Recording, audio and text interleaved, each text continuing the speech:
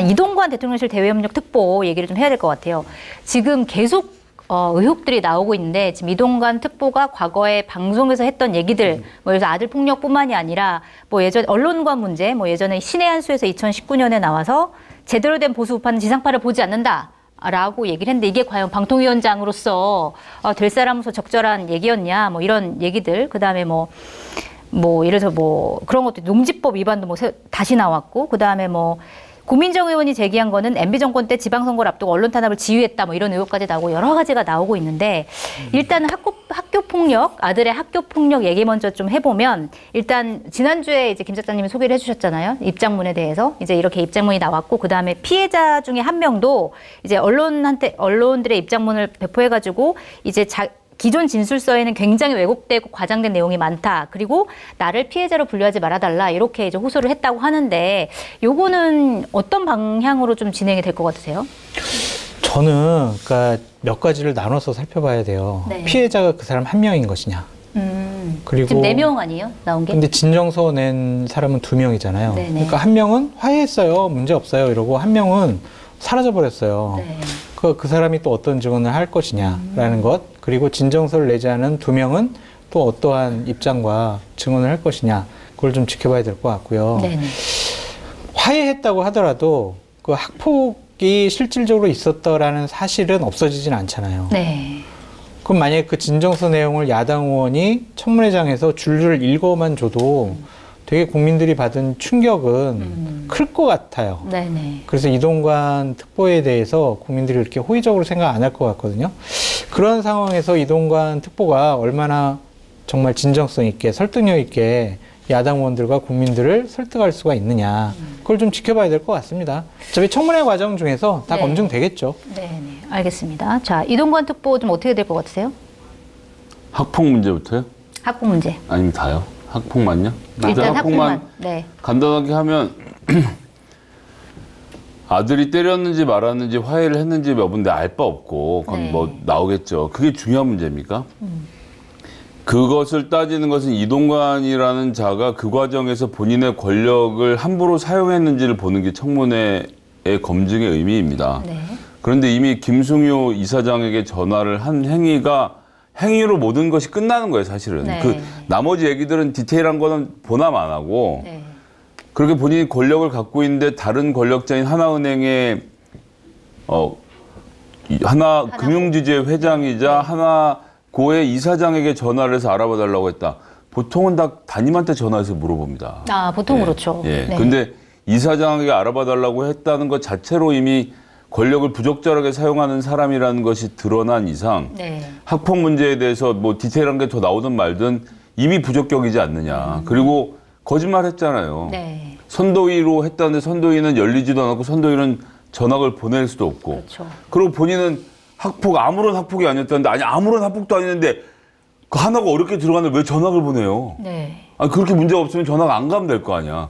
그러니까 지금 이 순간에 하고 있는 해명 중에도 말이 맞는 게 거의 없는 상태인데, 그러니까 오늘도 대통령에게 내가 얼마나 더 자극적으로 MBC랑 KBS를 때려부실 건지를 브리핑하고 있을 생각하면 진짜 눈앞이 캄캄합니다. 아, 그러니까 저는 이동관 특보가 거짓말한 부분이 있어서 그 부분도 청문회 과정 중에서 검증이 되어야 하는데, 네. 당시에는 학폭위가 없었기 때문에 학폭위를 안 열었다라고 그랬잖아요. 네네. 그러니까 시사인의 단독 보도에 의하면은 네. 그 2012년도에 학폭위는 열렸어요.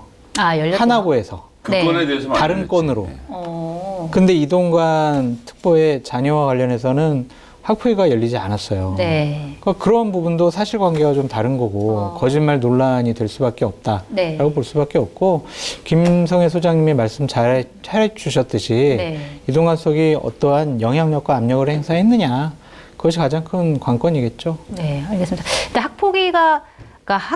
학교 폭력이 벌어진 것도 벌어진 거지만 학폭위가 열리지 않은 그 과정에서 뭐 검찰이 무혐의 처분을 했는데 그것도 사실은 적절하지 않은 처분이었다, 뭐 이런 보도들도 나오고 여러 가지 이제 과정상의 문제들이 좀 보도가 되고 있더라고요. 아니, 근데 노엘이 음주운전해서 운전자 바꿔치기해도 장재원 요구 안 하잖아요. 그럼 장재원 책임질 문제가 아니거든요. 네. 예.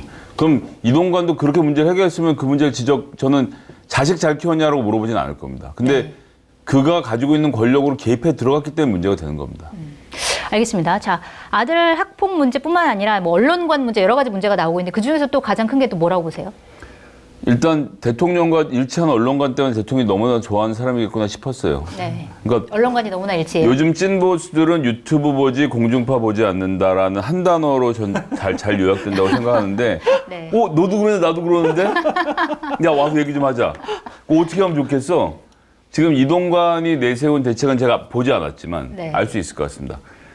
다시는 재기 못하고 MBC랑 KBS를 때려보시면 됩니다라는 것이 이 모든 얘기의 결론이니까 그러니까 이 얘기는 뭐냐면 네. 장성철 소장이 자기 몫으로 2병을 챙겨가더군요. 아, 그래서 좀 아니 저도 물이 이거- 어떻게 이렇게 부드럽고 맛있을 수가 있을까요? 그리고 자연이 준 선물, 독일의 먹는 샘물 노르데나우를 만나보시기 바랍니다. 검색창에서 노르데나우를 검색하시거나 홈페이지에 방문하시면 보다 자세한 정보를 얻으실 수 있습니다. 지금 이동관이 내세운 대책은 제가 보지 않았지만 네. 알 수 있을 것 같습니다. 다시는 재기 못하고 MBC랑 KBS를 때려보시면 됩니다라는 것이 이 모든 얘기의 결론이니까 그러니까 이 얘기는 뭐냐면 네. 지금 KBS 같은 경우에 수신료 분리징수가 나는 김의철 사장을 내려오게 하는 일종의 카드인 걸로 지난주까지 생각했는데 네. 이번 주 들어서 생각을 바꿨습니다. 이건 진짜로 하는구나. 네. 아, 진짜로 하는 거 아니었어요? 예, 아. 저는 하다가 흐지부지 넘어갈 수 있는 여지가 있다고 봤는데 6천억 원인 수신료를 1천억 원대로 깎아내려서 5천억 원씩 매년 예산이 비계해서 KBS에 괴멸적 타격을 입히겠다라고 하는 것이고 네. 그 타격의 절반은 KBS가 가서 KBS가 망가지고 나머지 절반은 어디로 가겠어요? 이거를 구조조정에 뭐고 해도 5천억을 메꿀 수가 없다고요. 네. 그러면 광고 시장으로 뛰어들 수밖에 없거든요. 그렇겠죠. KBS가 광고 시장에 들어가서 물량을 쓸어 담기 시작하면 지방 언론사 일단 다 망하고요. 그다음에 MBC, SBS 등 공중파 나눠 먹어야 되는 쿼터들이 전부 다 작살이 납니다. 이건 이렇게 될 수밖에 없어요. 그럼 모든 공중파 언론들이 약화가 되는 거죠. 네네. 게다가 MBC 같은 경우는 박문진 이사회가 방송문화진흥회가 가지고 있는 주식을 제가 보기엔 다 팔아치울 것 같아요. 네. 그래서 민영화가 됐든 아니면 뭐 조선일보가 사가든 동아일보가 사가든 사가도록 만들어서 MBC랑 KBS가 사실상 무용지물이 돼버리면 사실상 공영방송이 아닌 것처럼 예, 되거든요. 그렇게 돼버리면 TV조선이 원탑을 칠 거다라고 대통령이 생각하는 것 같고 네. 이러나 저러나 난 TV조선도 볼 필요 없어. 유튜브에 충분히 나랑 소통할 수 있는 많은 채널들인데 TV조선까지도 아닌 예, 거예요? 굳이 뭐하러 저런 걸 봐야 되나라는 생각을 하고 이 모든 일들을 전격적으로 진행하고 있는데 네. 이게 이제 파퓰리스트의 본능적인 건데 여기서 제일 핵심은 KBS 수신료를 아무도 내고 싶어 하지 않는다는 거죠. 그러니까 이것이 망가뜨리는 공익에 대한 정치권이 논의할 시간도 없이 네. 그냥 이렇게 지나가는 계획인 것 같습니다. 네. 알겠습니다. 자, 이동관 특보의 언론관이 대통령과 너무나 일치하여 벌어진 일이다라고 말씀하셨는데 어떻게 보세요? 특별히 네. 반박하고 싶은 의혹은 생기지가 않는다. 아, 의혹이 안 생기는군요. 말씀을 드리고 네. 그냥 이 부분만 말씀드릴게요. 공영방송을 왜 장악하려고 하시는지 아니, 본인들은 뭐 정상화라고 얘기를 하지만 네. 다 쓸데없는 일이거든요. 국정 운영 잘하면 돼요. 네. 그럼 지지율 올라가요. 그러면 다음번 선거 이길 수 있어요. 네. 문재인 정권 하에서 공영방송을 완벽하게 장악했어요. 제가 봤을 땐. 방통위원장부터 시작을 해가지고 진보 진영에 유리한 사회자, 진행자들을 주요한 뭐 코너에다가 다 배치했고 패널들도 다 진보 쪽 인사들 많이 배치를 했단 말이에요. 그랬는데도 국정 운영 잘 못하니까 부동산 실패로 국민들 분노케 하고 조국 사태로 공정과 상식을 잃어버렸다라고 국민들이 판단하니까 정권 교체 되잖아요. 선거에 이기잖아요. 지방선거도 이겼잖아요. 일단 정치를 잘해야 된다. 네, 본인들이 능력을 발휘해서 정치를 잘하면 공영방송에 아무리 좌파 패널이 많고 진보 쪽 진행자가 있더라도 그렇게 정부 비판 못해요. 꼬투리 잡아가지고 막 이렇게 해가지고 그냥 억지로 못한단 말이에요. 네. 그래서 제발 그렇게 공영방송 정상화 시키려고 노력을 기울이는 그 시간에 네. 좀 더 국정 운영 잘 하시고 3대 개혁 하시겠다고 하잖아요. 네. 지금 집권 쪽이 가장 셀 때 진행 안 하시면은 못해요, 이거. 노동연금 교육개혁 3대 개혁이 가장 중요한 이제 국정 과제다라고 네. 했는데 그게 좀 셋 다 잘 안 되고 있는 것 같아요. 뭔가 진행이 되는 게 없잖아요. 네. 그러면 거기에 조금 더 힘을 쏟아 주시면 좋겠다라고 말씀드립니다. 우리 5살 때 피아노 가르쳐서 2달 다니다가 재미없다고 바이올린 갔다가 플룻 갔다가 안 하다가 이러는 사람 보는 것 같아요. 그달 관심사가 달라지는데 네. 한번 버리고 나면 다시 그걸 안 돌아보더라고요. 누구라고 얘기하진 않았습니다. 알겠습니다. 사실 우리 아들 바이올린 가르친 적도 없는데 그냥 다 지어낸 얘기입니다. 아, 돈 있어야 가르칩니다. 그것도. 네, 그러니까.